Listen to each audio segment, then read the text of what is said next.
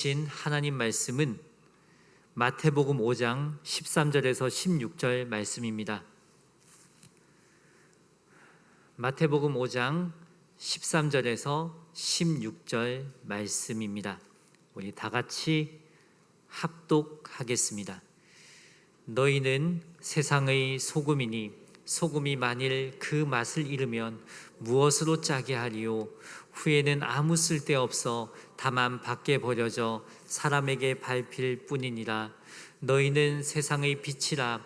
산 위에 있는 동네가 숨겨지지 못할 것이요 사람이 등불을 켜서 말 아래에 두지 아니하고 등경 위에 두나니 이러므로 집안 모든 사람에게 비치느니라. 이같이 너희 빛이 사람 앞에 비치게 하여 그들로 너희 착한 행실을 보고 하늘에 계신 너희 아버지께 영광을 돌리게 하라. 아멘. 오늘 말씀 제목은 너희는 세상의 소금과 빛이라 입니다. 신앙생활은 알맹이와 껍데기의 싸움입니다. 즉 본질과 비본질의 싸움이라는 거죠. 제가 신학교에 다닐 때 시골에서 잣을 가지고 와서 친구들에게 나눠준 적이 있습니다. 한 친구가 잣을 보자마자 입에다 넣었어요. 그리고 칵 깨물었습니다. 그 잣은 껍질이 있는 잣이었거든요. 그 잣 껍질 딱딱한 거 아시죠? 근데 그 친구가 확 깨물었어요. 그러면서 하는 말이 야, 잣이 왜 이렇게 딱딱해? 그러는 거예요. 이제껏 그 친구는 껍데기가 까져 있는 잣만 봤던 거죠.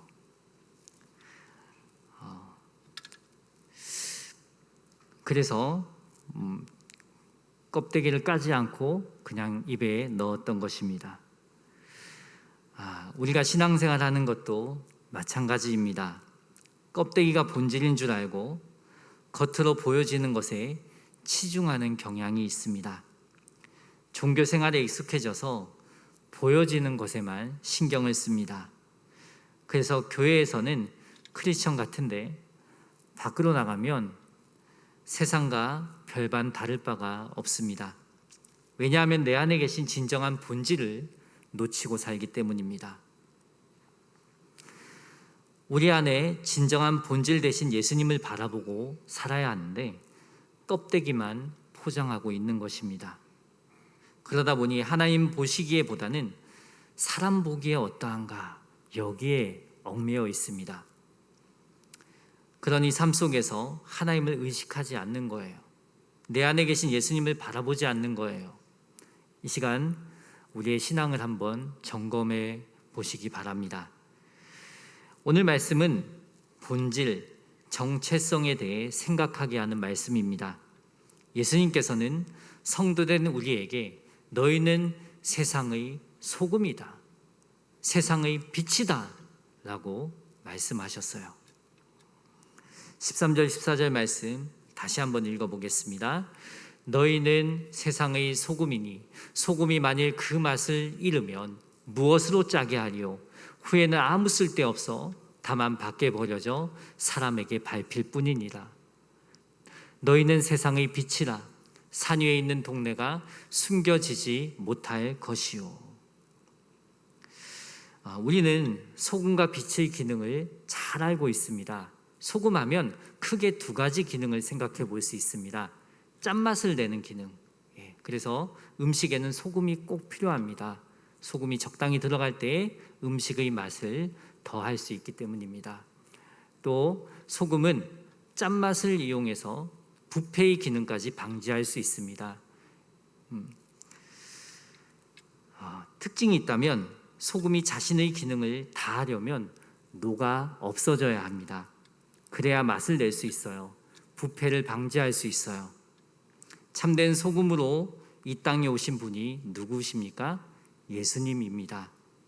예수님은 십자가의 죽음을 통해 자신을 희생하심으로 인류의 소금이 되셨습니다.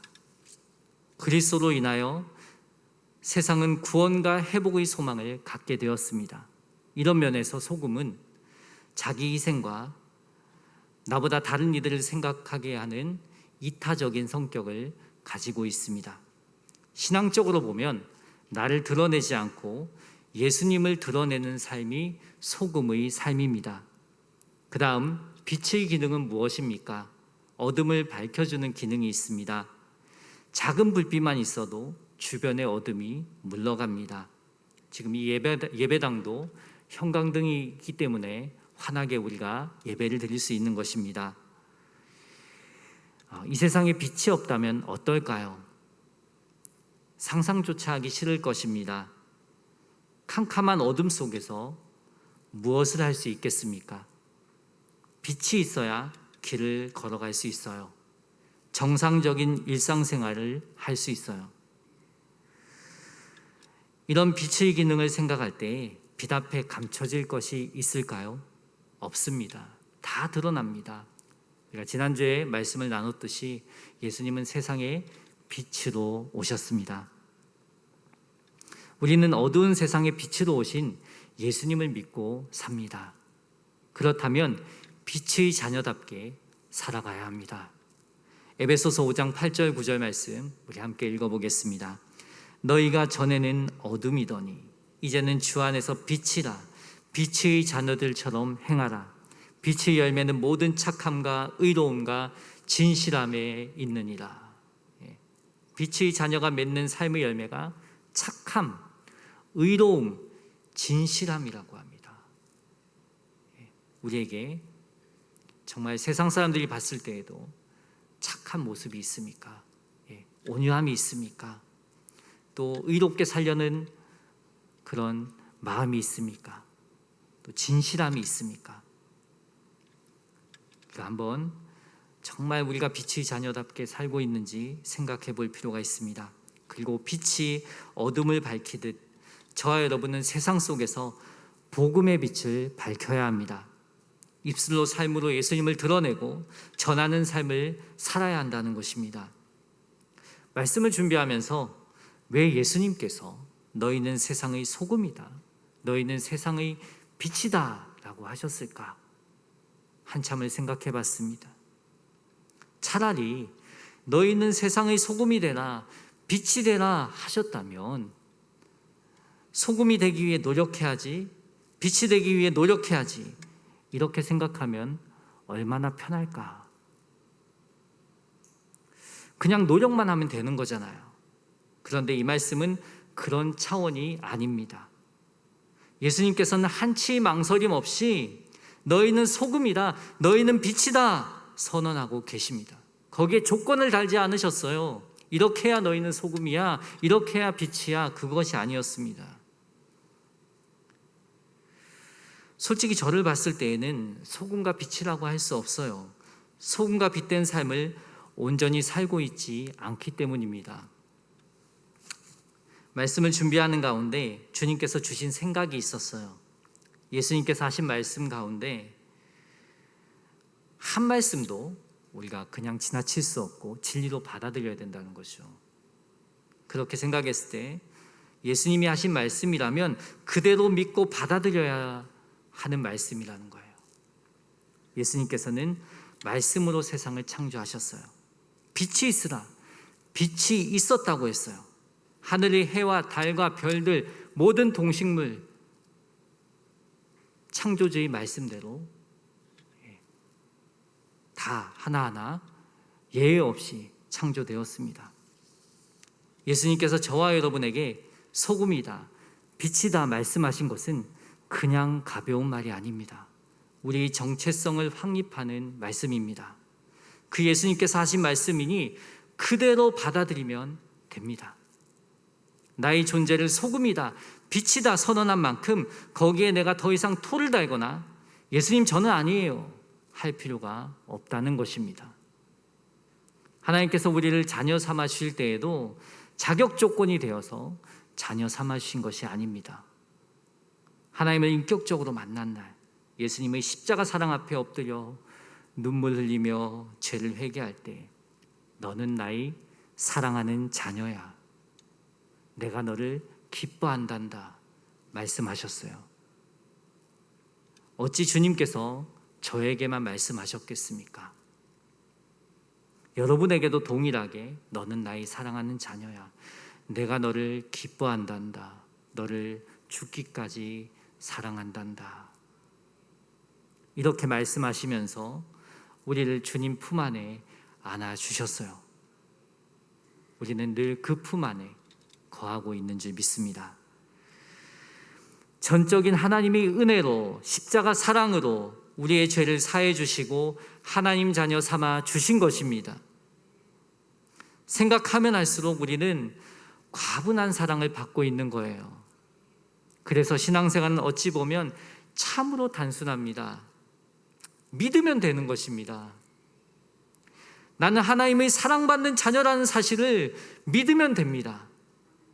나는 소금과 빛이라는 사실을 믿으면 됩니다. 이 모든 것이 내가 예수님을 믿을 때에 이루어진 줄 믿습니다. 이게 얼마나 놀라운 은혜입니까? 내가 죄를 지었을 때 어쩌지? 난 하나님의 자녀가 아닌가 봐. 하나님께서 나를 버리시면 어떻게 하지? 이런 두려움에서 벗어나야 합니다. 이럴 필요가 있을까요? 죄 지었으면 주님 앞에 회개하고 다시 하나님의 자녀답게 살아가면 되는 것입니다. 회개하지 않아서 문제가 되는 거죠. 하나님은 우리의 잘못을 따지지 않아요. 정말 진심으로 주님 앞에 나와서 회개했느냐를 보십니다. 저와 여러분 가운데 완벽한 사람이 어디 있겠습니까? 제가 정장을 입고 이 자리에 있다고 해서 우리 성도님들보다 제가 더 거룩할까요? 아닙니다. 하나님 앞에서 보면 별반 다를 바가 없습니다. 하루하루 하나님이 은혜로 사는 것입니다. 우리는 이 사실을 믿고 살 때 참 자유를 누리며 살게 됩니다. 누가 뭐라 해도 저와 여러분 하나님의 사랑받는 자녀인 줄 믿습니다. 세상이 우리를 손가락질하고 미워하고 박해할지라도 우리는 하나님의 사랑받는 자녀입니다. 지금 예배드리는 성도님들 모두 하나님의 사랑받는 자녀인 줄 믿습니다. 하나님의 사랑받는 자녀들의 공동체를 에클레시아라고 합니다. 에클레시아는 거룩한 신앙 공동체로서의 교회를 말합니다. 누구든지 공동체를 떠나서는 안 됩니다. 우리는 신앙 공동체 안에서 함께 신앙을 지키고 신앙이 성장하는 은혜를 경험해야 합니다. 그래서 신앙 공동체 안에서 함께 예배하고 서로를 사랑으로 격려하고 교제하는 것은 참으로 중요합니다. 하지만 예수님께서는 우리끼리만 하나님의 사랑받는 자녀로 살길 원치 않으십니다. 예수님께서는 에클레시아, 교회 공동체를 향해 그냥 소금이다, 빛이다 하지 않으셨어요. 너희는 세상의 소금이다, 너희는 세상의 빛이다 라고 하셨습니다. 이 말씀은 부패와 어둠으로 가득한 세상으로 나아가라는 것입니다. 따라서 성도는 자신이 거하는 세상의 실상을 분명히 깨닫고 세상과 혼합되지 않도록 구별된 생활을 해야 합니다. 사실 십자가 불빛이 도시 전체를 뒤덮고 있지만 교회가 외형적인 것과 비본질적인 것에 집착한 나머지 소금과 빛의 기능을 다하지 못하고 있습니다. 교회가 세상의 소망이 되어야 하는데 소금과 빛의 기능을 하지 못하면 어떻게 될까요? 13절과 15절 말씀 함께 읽도록 하겠습니다. 너희는 세상의 소금이니 소금이 만일 그 맛을 잃으면 무엇으로 짜게 하리요? 후에는 아무 쓸데없어 다만 밖에 버려져 사람에게 밟힐 뿐이니라. 사람이 등불을 켜서 말 아래에 두지 아니하고 등경 위에 두나니 이러므로 집안 모든 사람에게 비치느니라. 소금이 만일 맛을 잃으면 어떻게 된다고 합니까? 밖에 버려져 사람들에게 밟힐 뿐이라고 합니다. 소금은 맛을 내야 쓸모가 있습니다. 또 등불을 켜는 이유는 뭘까요? 집안을 밝히기 위해서입니다. 그런데 말 아래에 두면 어떻게 될까요? 말이라는 것은 항아리 말합니다. 이 항아리 안에 등불을 넣어두었다. 빛의 기능을, 이 등불의 기능을 제대로 할 수 있을까요? 그냥 항아리 안만 겨우겨우 밝히겠죠. 이처럼 일상생활에서 없어서는 안 되는 소금과 빛이라 할지라도 기능을 하지 못하면 소용이 없습니다. 오늘날의 교회와 성도들이 소금과 빛의 본질을 붙잡고 살아야 하는데 비본질적인 것에 집착하면 이와 같은 결과를 낳는다는 것입니다. 교회의 존재의 목적이 무엇입니까? 영혼을 구원하여 제자 삼는 교회입니다.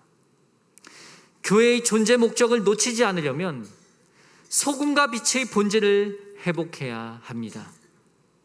그렇다면 우리는 어떻게 소금과 빛의 삶을 살 수 있을까요? 16절 말씀에 명확한 진리가 담겨져 있습니다. 함께 읽겠습니다. 이같이 너희 빛이 사람 앞에 비치게 하여 그들로 너희 착한 행실을 보고 하늘에 계신 너희 아버지께 영광을 돌리게 하라. 너희 빛은 너희 안에 있는 빛을 의미합니다. 너희 안에 있는 빛. 너희 안에 있는 빛이 사람 앞에 비치게 하라고 합니다. 여기서 빛은 누구입니까? 예수 그리스도입니다. 나는 소금과 빛의 자격은 없지만 내 안에 계신 예수님이 소금과 빛의 본질이기 때문에 예수님께서 우리를 향하여 소금과 빛이라고 하신 것입니다. 나를 바라보면 실망할 것밖에 없습니다. 하지만 내 안에 계신 예수님을 바라보면 모든 문제가 해결됩니다. 예수님이라는 본질이 내 안에 계시기 때문입니다. 그래서 우리를 향해 너는 세상의 소금이다, 빛이다 말씀하신 것입니다. 고린도후서 4장 7절 함께 읽겠습니다. 우리가 이 보배를 질그릇에 가졌으니 이는 심히 큰 능력은 하나님께 있고 우리에게 있지 아니함을 알게 하려 함이라. 보배는 누구입니까? 예수님이십니다. 보배 대신 예수님이 질그릇 같은 우리 안에 계시기에 우리 또한 가치 있는 존재가 된 줄 믿습니다. 옆 사람을 한번 보세요. 참으로 귀한 존재로 보이십니까? 참으로 귀한 존재로 보이십니까? 예. 아멘 하시는 분들이 계시네요. 예. 왜 귀한 존재일까요? 존귀한 하나님의 자녀이기 때문입니다. 왜 존귀한 하나님의 자녀가 되었습니까? 우리 안에 예수님이 계시기 때문입니다. 그래서 우리는 교회 안에서 성도님들을 볼 때마다 존귀한 하나님의 자녀로 보아야 합니다. 그 성도님 안에 계시는 예수님을 볼 수 있어야 합니다. 우린 주님 안에서 참으로 귀한 존재인 줄 믿으시기 바랍니다. 그래서 그리스도인의 삶은 나의 의로움을 드러내는 삶이 아닙니다. 진정한 그리스도인의 삶은 내 안에 계신 예수님을 드러내는 것입니다. 예수님을 드러낸다는 것은 추상적인 개념이 아닙니다. 예수님을 닮아가는 삶을 말하는 것입니다. 16절에는 좀 더 구체적으로 착한 행실이라고 되어 있습니다. 착한 행실은 당연히 겉으로 드러납니다. 그렇다고 이 말씀을 오해해서 겉으로 보여지는 것에 치우치면 안 됩니다. 본질보다 비본질적인 것에 치우치면 안 된다는 말입니다. 이 당시 바리새인들은 겉으로 드러나는 행동을 중시했습니다. 그래서 본질이신 예수님을 놓치고 살았습니다. 사람들에게 인정받기 위해 구제하고 종교 생활을 했습니다. 사람은 누구에게나 인정 욕구가 있습니다. 서로 인정해주고 칭찬해주는 것은 큰 힘이 됩니다. 서로 격려하고 아낌없이 칭찬하는 것, 그건 정말 서로에게 큰 힘이 되리라 생각합니다. 칭찬을 아끼지 마십시오. 격려하는 걸 아끼지 마십시오. 그것은 사람에게 큰 에너지를 주기 때문입니다. 하지만 자꾸 나를 드러내려고 한다면 문제가 있습니다. 내가 조금 한 일을 가지고 남들이 알아주지 않는다고 불평합니다. 힘들어합니다. 때로는 내가 한 일을 하나님은 아실지 모르지만 하나님은 다 아시잖아요. 근데 옆에 사람이 누군가가 좀 알아봐 줬으면 좋겠는데 그게 잘 안 되는 거예요. 그걸로 힘들어하는 경우가 있다는 거죠. 그래서 어떻게 해서든지 알리려고 합니다. 이제 대접받는 것, 보상받는 것, 자랑하는 것들을 하나님 앞에 밀어두십시오. 마지막 날에 하나님으로부터 받는 칭찬과 보상을 기대하는 저와 여러분 되길 주님의 이름으로 축원합니다. 예수님께서 말씀하신 착한 행실은 최고의 계명에 근거한 것입니다. 예수님께서 말씀하신 최고의 계명이 무엇입니까? 하나님 사랑, 이웃 사랑입니다. 마태복음 22장 37절 40절 말씀 함께 읽겠습니다. 예수께서 이르시되 내 마음을 다하고 목숨을 다하고 뜻을 다하여 주 너희 하나님을 사랑하라 하셨으니 이것이 크고 첫째 되는 계명이요 둘째도 그와 같으니 내 이웃을 내 자신같이 사랑하라 하셨으니 이 두 계명이 온 율법과 선지자의 강령이니라. 하나님과의 관계가 회복되면 나와 이웃, 세상과의 관계가 회복되고 온전한 사랑을 이루게 됩니다. 하나님과의 관계가 회복된다는 것이 무엇일까요? 바로 먼저 하나님이 나를 뜨겁게 사랑하시는 분이라는 걸 먼저 인식하는 것입니다. 주님이 나를 이렇게 사랑하시는구나. 또 그 사랑으로 나도 하나님을 사랑하는 거죠. 그 사랑의 관계 속에서 그 사랑이 나에게만 멈춰 있는 것이 아니라 흘러간다는 것입니다. 먼저는 나에게, 내 자신에게 흘러간 거죠. 그 다음은 이웃에게, 또 세상에 흘러간다는 거죠. 이런 점에서 신앙생활의 핵심은 무엇입니까? 관계입니다. 내 안에 계신 예수님과 사랑의 관계를 잘 맺어 나가야 합니다. 예수님과의 관계를 잘 맺어 나가기 위한 훈련을 해보시기 바랍니다. 예수 믿는 사람들 안에, 하나님의 자녀의 그런 영혼 안에 누가 계신다고 했습니까? 예수님이 계신다고 했어요. 그렇다면 그 예수님을 늘 의식하고 바라보는 삶을 사는 것이 중요합니다. 그러한 삶이 예수님과 친밀한 관계를 맺어나가는 삶이에요. 저는 곰곰이 생각하다가 제 삶 속에서 하루 3번씩 주님을 바라보는 훈련을 해보자라는 생각을 하게 되었어요. 제가 이름을 붙였습니다. 하루 3번 주바라기. 적어도 하루 3번 아침에 일어나서 점심때 또 잠자리에 들기 전에 예수님을 바라보십시오. 한번 삶 속에 적용해 보시기 바랍니다. 해보니까 그 주님을 바라보는 그 3번의 그 시간들이 참으로 귀했고요. 또 주님을 바라보는 횟수가 점점 늘어가는 경험을 하게 되었습니다. 소금과 빛의 본질을 바라볼 때 우리는 예수님의 마음을 품게 됩니다. 소금과 빛이라는 정체성을 망각하지 않게 됩니다. 우리가 예수님과의 관계 속에서 살아갈 때 우리의 삶 또한 변화가 일어나요. 아름다운 삶을 살게 됩니다. 소금과 빛의 본질이 착한 행실로 드러난다는 것입니다. 세상 가운데 소금처럼 예수님을 드러내는 삶을 살게 될 것입니다.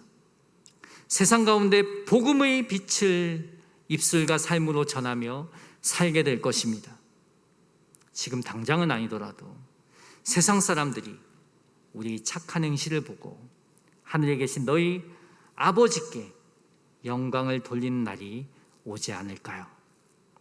우리의 의로운 행동을 보고 진실함을 보고 사랑하며 사는 삶을 보고 당신을 보니 예수님이 정말 계신 것 같네요. 서은교회 안에 정말 예수님이 계신 것 같네요. 저도 당신이 믿는 그 예수님을 믿고 싶어요. 알고 싶어요. 이런 역사가 나타나길 간절히 소망합니다. 오늘 말씀을 기억하고 예수님과의 친밀한 관계를 맺어나가 보십시오. 특별히 하루 3번 주바라기, 하루 3번 예수님을 바라보고 생각하는 훈련을 해보시기 바랍니다. 마지막으로 한 가지만 이야기하고 마치겠습니다. 지난 월요일 점심 때 저희 집사람이 순대국밥이 먹고 싶다고 해서 같이 식당에 가서 먹었습니다. 그날 저녁 때 온유하고 이야기를 하면서 순대국밥 먹은 이야기를 했어요. 그때 온유가 그런 이야기를 하는 거예요. 엄마 지난번에 안경점 갔다 오면서 순대국밥 먹고 싶다고 노래를 불렀는데 드디어 드셨네요? 그 말을 들은 집사람이 온유야, 그걸 어떻게 기억해? 와, 신기하다. 엄마가 한 말 기억해줘서 고마워 하고 기뻐했어요. 하나님 마음도 그렇지 않을까요? 우리가 하나님 말씀을 기억할 때 사랑하는 아들아, 사랑하는 딸아, 너가 내 말을 기억하는구나 기뻐하시지 않을까요? 오늘 들은 말씀으로 끝내지 맙시다. 한 주간 말씀을 기억하여 적용해 보시기 바랍니다. 바쁜 일상 가운데 우리가 말씀을 다 적용하는 삶을 살아가기가 참 힘들었다는 것을 우리의 삶을 돌아보면 알 수 있어요. 정말 제가 하면서 경험하는데 하루 3번 주님을 바라보는 이 삶의 훈련은 그나마 정말 무엇이 있어야 하는 것이 아니잖아요. 충분히 누구나 할 수 있다고 생각합니다. 이 말씀을 기억하여서 예수님을 바라보는 삶의 훈련을 해보시기 바랍니다. 그리하여 하나님의 말씀이 내 삶 가운데 열매로 맺어지는 은혜가 있길 예수님의 이름으로 축복합니다. 이 시간 침묵의 기도하는 시간입니다.